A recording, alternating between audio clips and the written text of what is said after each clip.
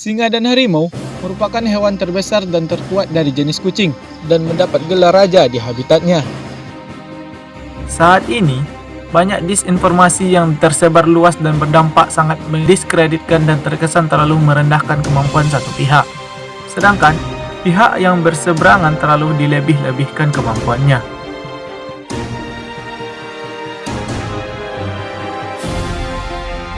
Lantas, siapa yang lebih sering menang jika dua bangsawan kucing ini bertarung? Mari kita simak ulasan berikut. Pertarungan antara dua penguasa kucing besar, harimau dan singa sudah terjadi lebih sering dari yang dibayangkan. Pada zaman Romawi, Koloseum sering mempertunjukkan pertarungan antara singa Afrika dan harimau Asia untuk menghibur penonton. Beberapa pertarungan juga pernah diadakan di awal abad 20 dan beberapa kali pada zaman modern. Pertarungan antar spesies tidak disengaja di kebun binatang berakhir dengan pemandangan berdarah. Dan dari pertarungan antara singa dengan harimau, berdasarkan pernyataan tidak resmi dari catatan sejarah menunjukkan harimau lebih sering menang di pertarungan pada zaman Romawi kuno. Meski tidak selalu, di zaman modern sekarang ini, harimau juga masih relatif lebih unggul.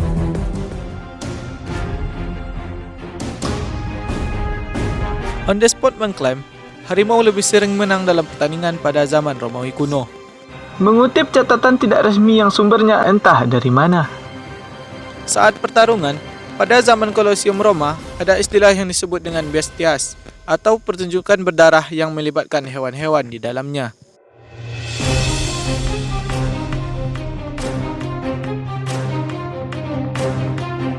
Untuk mengetahui hewan apa yang dominan di arena Roma kuno, kita bisa melihat pada literatur sejarah, artefak, mosaik, sejarawan, dan peninggalan lainnya pada masa itu. Satu-satunya literatur asli dengan bahasa Latin yang menyebutkan harimau menang berasal dari puisi epigram martial art yang isinya jika diartikan, kemuliaan yang jarang terlihat dari tanah Hikarnian, seekor macan tidak ingin menjilat tangan tuannya. Berkeping-keping merobek singa dalam kemarahannya. Suatu hal yang tidak diketahui sebelumnya di usia berapapun. Dia tidak berani melakukan upaya ini di hutan-hutan yang tinggi. Binatang buas di antara manusia mempelajari kekejaman yang tinggi. Kutipan itu kemudian dikutip oleh berbagai buku dalam bahasa Inggris dan dengan banyak versi yang dilebih-lebihkan. Seolah banyak sumber buku yang mengatakan harimau selalu mengalahkan singa di amfiteater Roma. Padahal sumber utamanya hanya satu. Mari kita ulas fakta-fakta sejarah yang menyebutkan dua hewan ini di dalamnya. Mengutip seorang sejarawan yang bernama Ken Spiro, selanjutnya, arena diturunkan untuk menampilkan pertempuran di antara mereka. Roma bersorak saat singa merobek harimau, kemudian naik melawan beruang. Macan tutul melawan serigala. Tak perlu dikatakan lagi bahwa orang-orang Romawi tak pernah mendengar hak-hak binatang. Kemudian Martin Sayer dari Austrian Archaeological Institute menyebutkan, subspesies yang sangat dekat hubungannya dengan singa Asia, singa berbari atau Panthera leo yang telah punah di alam liar pada tahun 1922 di Maroko.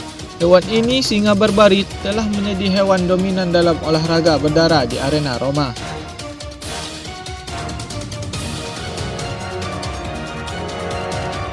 Dalam buku The Memoirs of Cleopatra, novel, singa diadu dengan banyak jenis hewan untuk orang-orang yang suka melihat mereka bertarung. Mereka mengambil harimau, banteng, dan babi hutan. Biasanya singa menang. Sebuah novel memang, tapi masih dari seorang novelis sejarah, yaitu Margaret George, yang terkenal karena penelitiannya yang cermat dan mendalam, hingga ia punya segudang prestasi.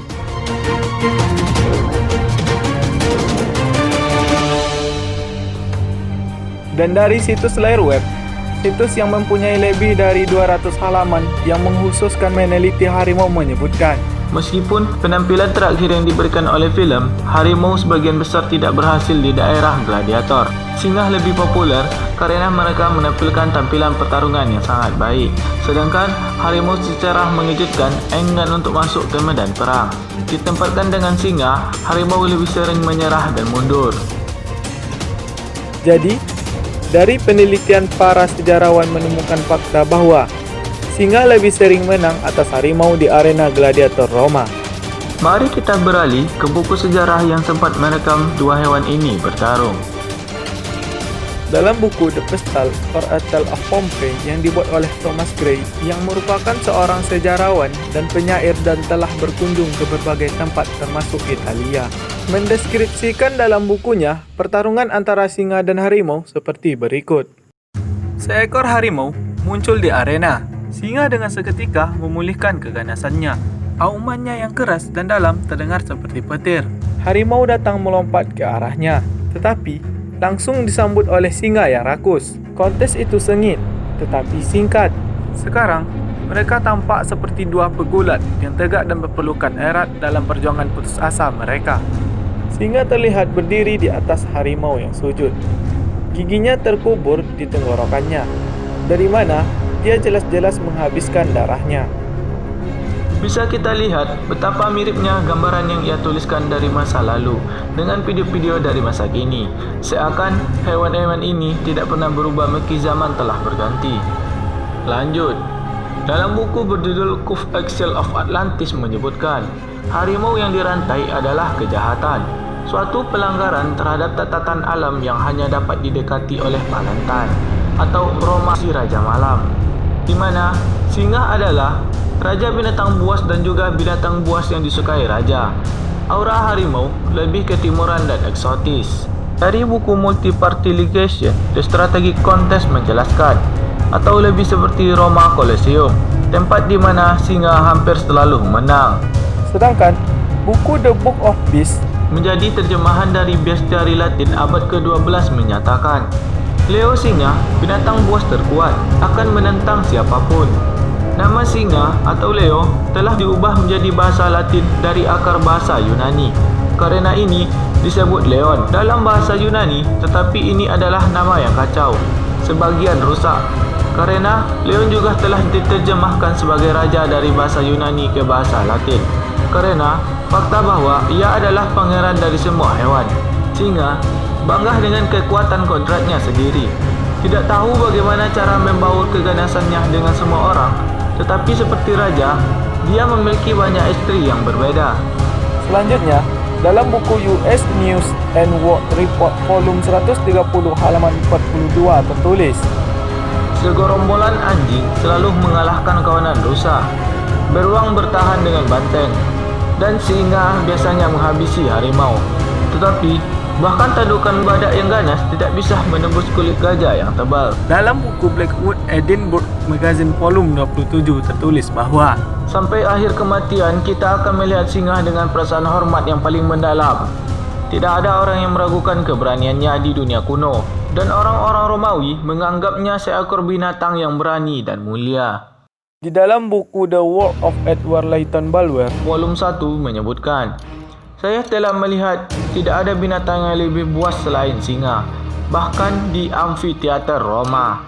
Sedangkan di buku The Oriental Religion in Roman Paganism berisi batu atau meteor yang telah jatuh dari langit seperti yang diambil dari Pessinus ke Pergamum dan kemudian ke Roma. Mereka juga memuliakan hewan-hewan tertentu, terutama yang paling kuat di antara mereka semua, yaitu singa.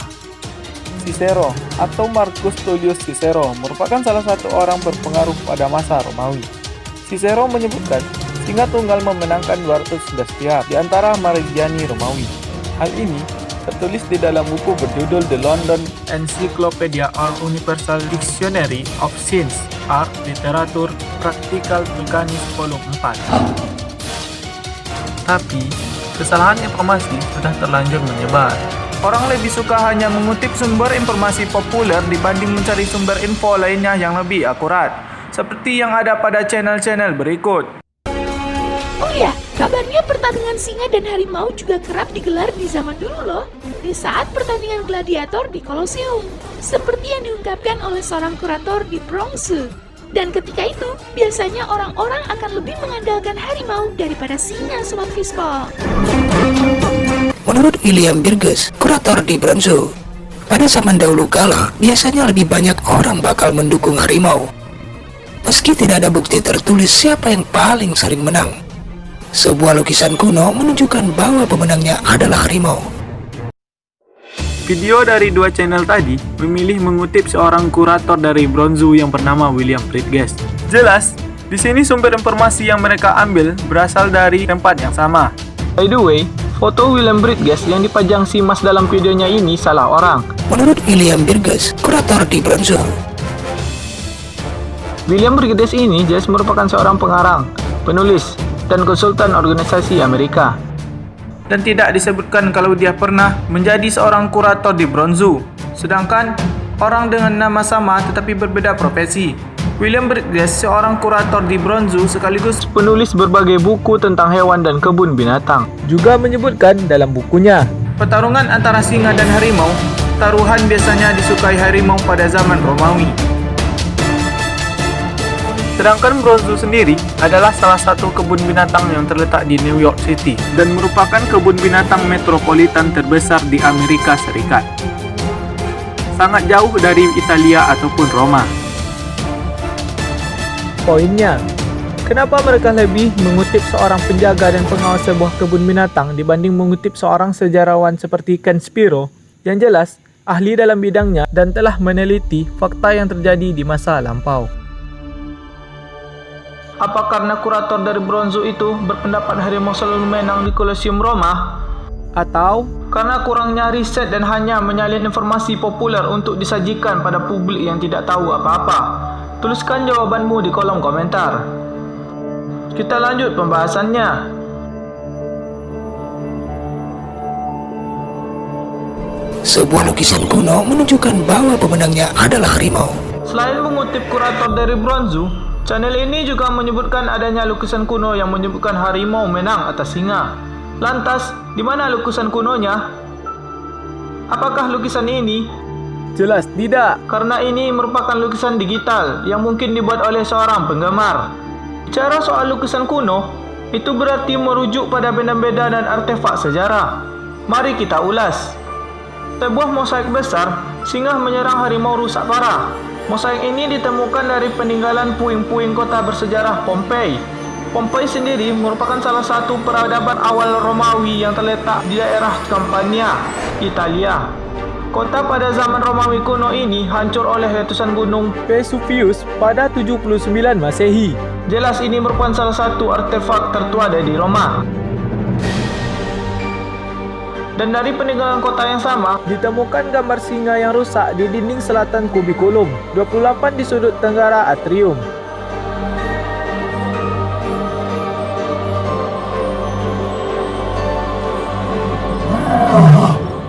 Dalam buku The Art in the Hellenistic Age juga menyebutkan adanya mosaik yang menunjukkan seekor singa berdiri di atas harimau yang bersujud. Tetapi, mosaik tersebut mengalami kerusakan yang parah. Mosaik ini ditemukan di dalam bangunan yang disebut The House of the Faun atau Rumah Faun. Faun sendiri merupakan makhluk mitologi yang muncul pada zaman Roma kuno dan Yunani, berbentuk manusia setengah kambing. Kemudian seni-seni dari Roma kuno banyak diadaptasi oleh seniman pada abad pertengahan, seperti lukisan Roma kuno yang menunjukkan singa mendominasi harimau. Dilukis ulang oleh seorang seniman terkenal bernama Johann Wenzel Peter yang meninggal di Roma, Italia. Replikanya tersebut kemudian disimpan di Museum Vatikan, museum yang dibangun pada abad ke-16 yang khusus menyimpan karya-karya peninggalan Katolik Roma.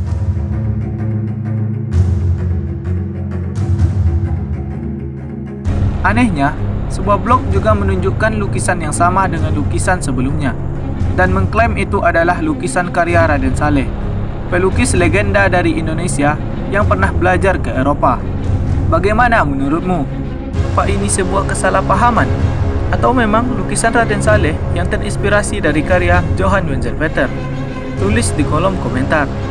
Selain Johann Wenzel Peter, banyak seniman abad pertengahan dari Roma asli atau yang pernah berkunjung ke Roma menuangkan karyanya yang berhubungan dengan pertarungan antara singa dan harimau, baik dalam bentuk lukisan, ukiran, puisi, syair, sastra, dan sebagainya. Salah satunya ukiran tembaga oleh seniman Italia yang terkenal, Pietro Aquila, 1650 sampai 1692 di Roma. Pietro Aquila adalah seorang pelukis dan pembuat cetak asal Italia dari periode Barok, menunjukkan singa dominan atas harimau. Lukisan dari Eugene Joseph Verboekhoven, seniman yang juga sempat mengunjungi Italia, dan lukisannya singa mencengkram harimau. Selanjutnya, lukisan dari Eugene Delacroix menggambarkan keadaan saat singa mencengkram leher harimau. Sekarang, mari beralih ke karya sastra. Salah satu bentuk sastra periode awal Roma, karya dari Aesop, salah satu penyair Roma pertama, menceritakan kisah seekor harimau, singa, dan seorang pengembara. Yang jika diartikan, seekor harimau berkeliaran mencari mangsanya, melompat pada seorang musafir di jalan. Seekor singa datang untuk mengklaim hadiah, dan segera harimau yang serakah itu mati. Pria itu kemudian berlutut hidupnya untuk didambakan. Hidupnya diberikan kepada pahlawan singa, dan dia diberi pesan terlebih dahulu oleh singa. Kamu telah melihat perkelahian dan harus mengakui kekuatanku. Di dalam hutan ini, aku sendirian yang memerintah. Semua binatang buas harus patuh kepadaku. Benar, kata pria itu. Semua jenis binatang yang melihatnya akan terkagum. Cerita ini tertulis di dalam buku Fables and Verse, A Book for the Young. Cerita ini kemudian diadaptasi oleh John Gay, seorang penyair terkenal, dengan judul yang sama. Selain John Gay, judul Singa, Harimau, dan Seorang Musafir juga diadaptasi oleh Samuel Howitt. Banyak artefak lain juga membuktikan singa menang atas harimau, dan memang mendominasi arena Roma kuno.